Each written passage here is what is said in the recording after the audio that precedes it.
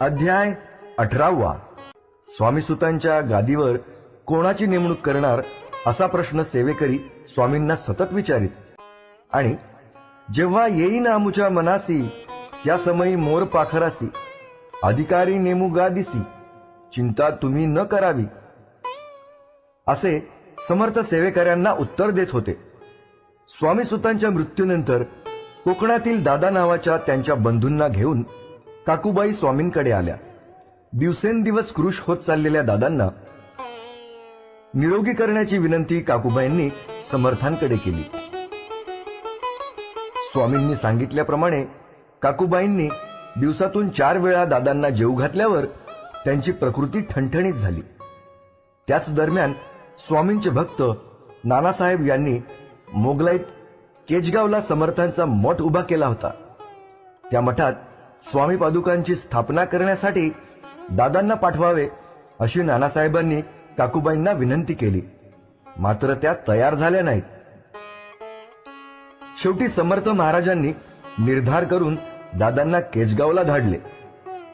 केजगावच्या मठात समर्थ पादुकांची स्थापना करून दादा पुन्हा अक्कलकोटी आले. तोवर स्वामींचा निर्णय झालेला होता. सेवेकऱ्यांच्या सोबत स्वामींनी दादांना मुंबईमध्ये ब्रह्मचारी बुवांकडे पाठवले.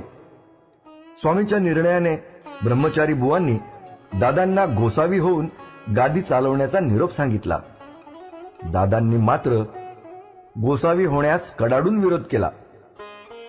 शेवटी प्रयत्न सफल होत नाही हे पाहून ब्रह्मचारी बुवांनी दादांना सेवेकऱ्यांसोबत पुन्हा अक्कलकोटला पाठवून दिले. समर्थ भुजंगाला म्हणाले, घेऊन माझ्या पादुकासी मस्तकी ठेवा दादाच्या. सेवेकऱ्यांनी तसं करताच आतापर्यंत विरोध करणाऱ्या दादांना उपरती झाली. त्यांच्या हृदयी ज्ञानसरिता प्रगटली. ते देहभान विसरून स्वस्वरूपी लीन झाले. स्वामी समर्थांच्या निर्णयानं काकूबाईंचा तिळपापड झाला. त्या स्वामींना वेडवाकडं बोलू लागल्या. तेव्हा महाराज म्हणाले, जे बरे वाटेल आम्हासी तेच करू या समयासी. स्वामी समर्थांनी दादांना कफनी झोळी देऊन दुसऱ्या दिवशी भिक्षेस पाठविले.